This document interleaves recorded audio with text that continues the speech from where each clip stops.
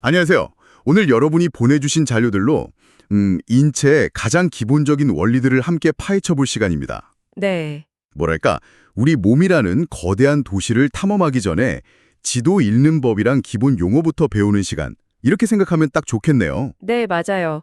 오늘 저희의 목표는 해부학의 기본 자세라는 기준점 설정부터 시작하는 거예요. 아, 기준점. 네, 거기서부터 도시의 가장 작은 벽돌집인 세포, 또 그 집들이 모여 만든 동네인 조직, 그리고 건물인 기관까지 이 복잡한 개념들을 명확하고 또 흥미롭게 한번 꿰어보는 거죠. 사실 제가 병원에 가면요. 의사 선생님이 안쪽이나 가쪽 같은 말을 할 때 순간적으로 어느 쪽이지? 하고 헷갈릴 때가 있거든요. 아, 그렇죠. 다들 겪는 거죠. 오늘 그 모든 용어의 기준이 되는 해부학적 자세가 뭔지, 그리고 왜 그게 그렇게 중요한지부터 한번 시원하게 풀어보죠. 좋습니다. 자, 그럼 도시의 지도를 읽기 위한 첫걸음, 해부학적 자세부터 시작해볼까요? 네. 일단 모든 것의 기준이 되는 자세부터 잡고 가야겠죠. 보내주신 자료에서 가장 먼저 강조하는 게 바로 이 자세인데요. 쉽게 말해서 차렷 자세에서 손바닥만 앞으로 뒤집은 모습 맞죠? 바로 그거예요. 여기서 중요한 건 왜 굳이 이런 약속을 했을까 하는 점이에요. 아, 그러네요. 왜죠? 이 약속된 자세가 있기 때문에 우리가 어떤 자세로 있든 환자가 누워 있든 앉아 있든 심지어 물구나무를 서고 있어도요. 물구나무요?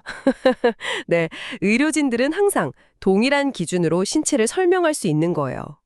모든 의학적 소통의 시작점이자 우리 몸의 GPS 표준인 셈이죠. 아, GPS 표준. 비유가 아주 그냥 확 와닿는데요? 네, 예를 들어서 이 기준 덕분에 심장은 항상 횡격막보다 위에 있다고 혼선 없이 말할 수 있는 겁니다. 아, 그러니까 어떤 상황에서도 모두가 같은 그림을 보면서 이야기하기 위한 절대적인 기준점이군요. 맞습니다. 그럼 방향 용어들을 좀 살펴볼게요. 앞과 뒤, 위와 아래는 직관적으로 이해가 가요. 그런데 가까운 쪽이랑 먼 쪽은 왜 그냥 위, 아래라고 안 하고 굳이 다른 단어를 쓰는 건가요? 아주 좋은 질문이에요. 팔다리에만 쓴다고 하던데 특별한 이유가 있을까요? 네. 위와 아래는 머리에서 발끝이라는 고정된 축을 기준으로 하잖아요. 네, 그렇죠. 하지만 가까운 쪽, 먼 쪽은 팔다리처럼 몸통에 붙어 있는 구조물에서 몸통을 기준으로 상대적인 거리를 나타낼 때 써요. 아, 몸통을 기준으로요? 네. 그래서 팔꿈치는 손목보다 몸통에 더 가까우니까 가까운 쪽, 즉 프록시멀이라고 하고요. 손목은 팔꿈치보다 몸통에서 더 머니까 먼 쪽, 디스탈이라고 하는 거죠. 아, 팔을 머리 위로 번쩍 들어도 이 관계는 변하지 않아요. 그렇군요. 그래서 훨씬 더 정확한 표현이 가능해지는 거죠. 아, 이제야 명확해지네요. 그럼 외과 의사가 수술할 때 상처가 팔꿈치보다 먼 쪽에 있다고 하면 손목 쪽을 말하는 거겠군요. 그렇죠. 야, 이거 헷갈리면 정말 큰일 나겠는데요. 맞아요. 그래서 이 용어들은 단순한 암기 대상이 아니라 의료 현장에서 안전과 직결되는 약속인 거예요. 그렇군요. CT나 MRI 같은 영상도 마찬가지예요. 자료에 나오는 시상면, 이마면, 가로면이라는 게 결국 이 기준 자세를 바탕으로 몸을 어떤 방향에서 잘라볼 것인지 그걸 정하는 약속이거든요. 아, 자르는 방향. 네. 몸을 좌우로 자른 단면이 시상면, 앞뒤로 자르면 이마면, 그리고 위아래로 자른 단면이 가로면인 거죠. 이 기준이 없으면 영상 해독 자체가 불가능해요. 움직임을 나타내는 용어도 재밌어요. 굽힘이랑 펴. 이거 헬스장에서 트레이너 선생님한테 맨날 듣는 말이네요. 하하, 그렇죠. 바이셉스 컬이 팔꿈치 굽힘 운동이고 삼두 운동이 펴 운동이었군요. 갑자기 운동 원리가 이해되는 느낌인데요. 딱 그렇죠. 이처럼 해부학 용어는 우리 몸이라는 도시의 지도이자 그 도시 안에서 일어나는 모든 움직임에 설명하는 공통 언어인 셈이에요. 자, 지금까지 우리 몸이라는 도시의 지도 읽는 법을 배웠습니다. 북쪽, 남쪽, 시내, 외곽 같은 용어들을 익힌 셈이죠. 네. 그럼 이제 지도를 들고 도시를 구성하는 가장 작은 벽돌집 하나를 들여다볼 차례입니다. 바로 세포죠. 네, 세포. 자료를 보니까 세포 모양이 정말 제각각이네요. 피부처럼 납작한 모양, 신경세포처럼 뾰족뾰족한 별 모양이고요. 적혈구는 가운데가 오목한 원반 모양이고요. 결국 형태는 기능을 따른다는 원리가 여기서부터 시작되는 거예요. 아, 산소를 최대한 많이 운반해야 하는 적혈구는 표면적을 넓히기 위해서 양쪽이 오목한 원반 모양이 된 거고요. 여러 방향에서 신호를 받아야 하는 신경세포는 가지를 뻗은 별 모양이 된 거죠. 그럼 이 다양한 모양의 집들을 둘러싼 담벼락, 즉 세포막은 어떻게 생겼을까요? 단순한 막이 아닌 것 같아요. 네, 유독 모자이크 모양이라는 말이 나오는데 인지질 이중층이라는 기본 골격에 단백질 같은 것들이 막 둥둥 떠다니는 모습이더라고요. 네, 그 구조가 아주 절묘해요. 인지질의 머리 부분은 물과 친하고 꼬리 부분은 기름과 친해서 자연스럽게 서로 꼬리를 마주보는 이중층을 만들어요. 아, 세포 안팎에 물이 함부로 섞이지 않게 하는 완벽한 방수벽 역할을 하죠. 그렇군요. 여기에 박힌 단백질들은 물질이 드나드는 문이나 외부 신호를 감지하는 안테나 역할을 하고요. 그 사이에 낀 콜레스테롤은 이 담벼락이 너무 굳거나 흐물거리지 않게 강도를 조절하는 안정제 역할을 해요. 표면에 당사슬이라는 것도 붙어 있네요. 세포끼리 서로를 알아보는 명찰 역할을 한다니 이거 정말 신기한데요. 네, 아주 중요한 부분이죠. 우리 면역 체계가 내 세포와 외부 침입자를 구분하는 것도 이 명찰 덕분인 건가요? 바로 그 점이 핵심이에요. 이 명찰이 바로 혈액형을 결정하는 열쇠입니다. 아, 혈액형이요? 네, A형 혈액의 적혈구는 A형 명찰을, B형은 B형 명찰을 달고 있는 거죠. 수혈할 때 혈액형이 다르면 우리 면역 체계가 이 다른 명찰을 보고 바로 공격을 시작하는 거예요. 와, 장기 이식 후에 일어나는 거부 반응도 근본적으로는 우리 몸이 이식된 장기세포의 명찰을 적으로 인식하기 때문에 일어나는 현상이고요. 와, 그냥 명찰이 아니라 엄청나게 중요한 신분증이었네요. 그럼 이제 세포라는 집 안으로 들어가서 작은 공장들, 즉 세포소기관 투어를 해볼까요? 좋습니다. 먼저 단백질을 만드는 생산 공장, 리보솜이 있고 이 리보솜이 붙어서 단백질을 만들고 운송하는 컨베이어 벨트 역할을 하는 거친 면소포체가 있네요. 그렇죠. 그리고 그렇게 만들어진 단백질은 골지체라는 물류센터로 보내져요. 물류센터. 거기서 최종적으로 가공되고 용도에 맞게 포장돼서 세포 안팎에 필요한 곳으로 배송되는 거죠. 이 모든 과정에 에너지가 필요한데 그 에너지를 만드는 발전소가 바로 미토콘드리아예요. 아, 미토콘드리아는 정말 많이 들어봤어요. 네, 유명하죠? 우리가 숨 쉬고 밥 먹는 이유가 결국 이 발전소에 산소와 영양분을 공급하기 위해서라는 거잖아요. 맞아요. 그런데 미토콘드리아의 정말 재미있는 점은 우리 세포핵에 있는 DNA와는 완전히 다른 자기만의 고유한 DNA를 가지고 있다는 사실이에요. 네, 세포핵에 있는 거랑 다른 ENA가 또 있다고요? 네, 완전히 달라요. 많은 과학자들이 수십억 년 전에 우리 조상세포가 어떤 박테리아를 잡아먹었는데 소화시키는 대신 공생하기 시작한 게 미토콘드리아의 기원이라고 봐요. 와, 말하자면 우리 세포 안에 새들어 사는 고대 생명체인 셈이죠. 세상에 우리 몸속에 다른 생명체가 같이 살고 있는 거였군요. 정말 놀라운데요. 그렇죠. 마지막으로 리소좀은 낡은 소기관이나 노폐물을 분해하는 재활용 처리장 역할을 하고요. 와, 정말 세포 하나가 완벽한 도시 시스템을 갖추고 있네요. 생산, 가공, 물류, 발전, 폐기물 처리까지 모든 시스템을 갖춘 초소형 자급자족 도시인 셈이죠. 자, 이 모든 도시 활동을 지휘하는 시청, 즉 세포 해부로 들어가 보죠. 핵 안에는 생명의 설계도인 DNA가 들어있다고 하는데요. 네, 자료를 보니까 DNA와 RNA의 차이점이 명확하게 나와 있네요.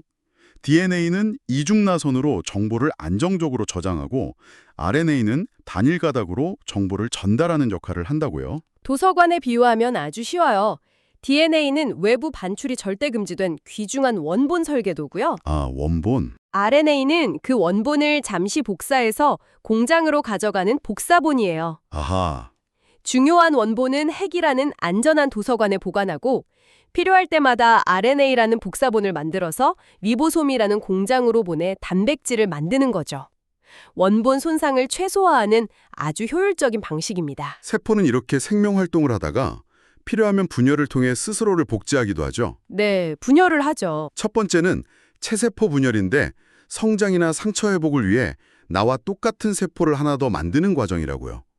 염색체 수가 변하지 않는 EN에서 EN으로요. 네, 내 몸을 구성하는 세포를 그대로 복사 붙여넣기 하는 과정이라고 생각하시면 돼요. 그런데 두 번째 방식인 생식세포 분열, 즉 감수 분열은 좀 특별하네요. 그렇죠. 아주 특별하죠. 정자나 난자를 만들 때 유전 정보의 양을 일부러 절반으로 줄인다고요.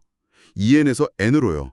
왜 굳이 멀쩡한 정보를 절반이나 버리는 걸까요? 바로 그 절반에 생명의 연속성과 다양성의 비밀이 담겨 있어요. 비밀이요? 네, 아따로부터 온 유전 정보 절반, 즉 N과 엄마로부터 온 유전 정보 절반, N이 만나야 비로소 온전한 하나, EN의 새로운 생명이 탄생할 수 있기 때문이죠. 아, 만약 생식세포가 감수 분열을 하지 않는다면 세대를 거듭할수록 유전 정보의 양이 2배씩 불어나는 재앙이 벌어질 거예요. 그래서 절반씩 가져와서 합쳐야 원래의 세트가 유지되는 거군요. 그렇죠. 그리고 감수 분열이 중요한 또 다른 이유는 이 과정에서 실수가 일어나면 심각한 결과로 이어지기 때문이에요. 실수요? 네, 다운 증후군 같은 염색체 이상 질환은 바로 이 감수 분열 과정에서 염색체가 제대로 나내지 않아 생기는 문제입니다. 이토록 정교한 과정이지만 가끔은 이런 실수가 생명의 또 다른 모습을 만들기도 하는 거죠. 이렇게 정교한 세포 하나가 혼자서 모든 걸 할 수는 없잖아요. 그럼요. 축구팀처럼 각자 전문 분야가 있는 선수들이 모여야 경기를 할 수 있는 것처럼 세포들도 팀을 이룹니다.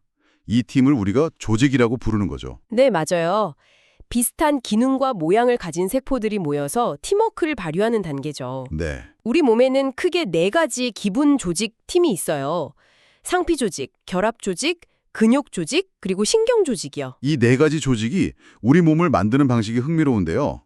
상피 조직은 빽빽한 벽돌담처럼 빈틈없이 몸의 안팎을 감싸서 보호하고, 결합 조직은 철근 콘크리트처럼 구조를 잡아주고 지지해주고요. 네네. 근육 조직은 이 건물에 움직임을 주는 엔진, 그리고 신경 조직은 이 모든 걸 통제하는 전기 배선망이라고 볼 수 있겠네요. 와, 아주 완벽한 비유예요. 자료에 나온 몇 가지 재미있는 조직들을 좀 더 들여다볼까요? 네, 좋아요. 예를 들어 방광을 이루는 이행상피는 아주 특별해요. 소변이 차서 방광이 풍선처럼 늘어나면 이 세포들이 종이처럼 얇게 쫙 펴졌다가 네. 소변을 보고 나면 다시 두툼한 형태로 돌아와요. 와, 신축성이 어마어마한 거네요. 네, 그렇죠. 기관지에 있는 거짓 중층 선모기둥 상피도 이름은 정말 어려운데요. 하하, 이름이 좀 그렇죠. 하는 일은 명확해요. 세포 표면에 있는 선모라는 수억 개의 작은 털들이 쉴 새 없이 움직여서 먼지나 세균 같은 이물질을 가래 형태로 목구멍 쪽으로 밀어내는 거예요. 맞습니다. 우리 몸의 자동 청소 시스템인 셈이죠. 그렇죠. 결합 조직 중에서는 연골과 뼈의 차이를 아는 게 중요해요. 어떤 차이가 있죠? 가장 큰 차이는 혈관의 유무인데요. 연골에는 혈관이 없어요. 그래서 영양 공급이 잘 안 되니까 한번 닳거나 다치면 회복이 정말 느린 거예요. 그래서 무릎 연골은 한번 다르면 재생이 그렇게 어렵다고 하는 거군요. 바로 그겁니다. 반면에 뼈는 혈관이 아주 풍부해서 부러져도 다시 잘 붙고 평생에 걸쳐 오래된 뼈는 파괴되고 새로운 뼈가 만들어지는 재형성 과정이 활발하게 일어나요. 이제 이 조직이라는 동네들이 모여서 위나 간 같은 구체적인 건물, 즉 기관을 만드는 단계로 넘어가 볼게요. 네. 기관도 구조에 따라 나눌 수 있네요. 네. 크게 속빈 기관과 실질 기관으로 나눠요.